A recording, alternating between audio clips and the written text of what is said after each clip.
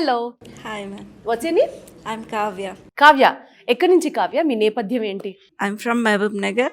Actually నేను after masters కొంచెం gap వచ్చిండే. So gap government exams prepare అయ్యి యూపీఎస్సీ ప్రిపేర్ అయ్యి గ్యాప్ వచ్చిండే. సో ఆ తర్వాత మళ్ళీ నేను కెరీర్ స్విచ్ ఇంకా మళ్ళీ ఫర్దర్గా చేయాలి అన్న టైంలో యూట్యూబ్లో సెర్చ్ చేస్తుంటే సుమన్ టీవీ మీదే చూసాను. అదే చూసారా? అయితే అప్పుడు నాకు వీసోర్స్ గురించి తెలిసింది. నాన్ కొలాటరల్ ఇవన్నీ వన్ స్టాప్ సొల్యూషన్ అని ఇన్స్పైర్ అయ్యి నేను అప్రోచ్ అయ్యింది. సో మీరు ఒక చాలా పెద్ద రెస్పాన్సిబిలిటీ పెట్టారు ఇప్పుడు నా మీద, నన్నే చూసి వచ్చారు అని. నేను చెప్పినవన్నీ నిజమా కదా? ఫస్ట్ అది చెప్పి అప్పుడు కంటిన్యూ చేద్దాం. 100% నిజమే.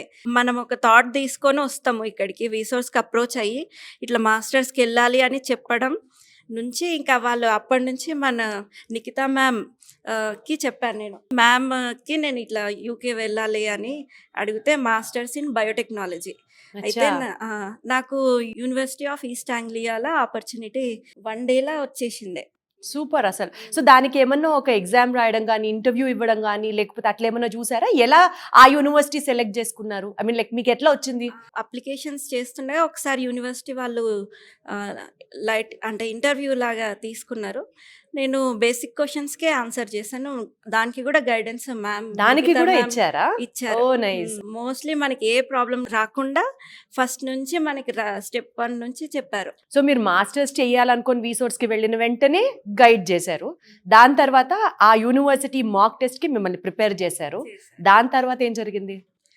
దాని తర్వాత అప్లికేషన్ సక్సెస్ అయ్యింది. మ్యామ్ అప్లికేషన్ సక్సెస్ అయిందని చెప్పినాక ఫర్దర్గా మనం ఫండింగ్ గురించి నెక్స్ట్ స్టెప్స్ ఆలోచిస్తే నాకు నాన్ కొలటరల్ బేస్డ్ లోనే కావాలి అని అడిగాను.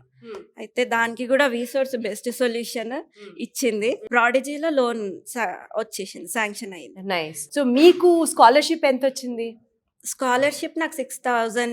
వావ్. మాక్సిమం 8,000 అనుకుంటే అందులో 6,000 pounds స్కాలర్షిప్ వచ్చింది. So when are you flying to UK? This Jan I got visa approved in. All the best, Kavya. Thank you so much. Thank you. Good luck to you and more power to you.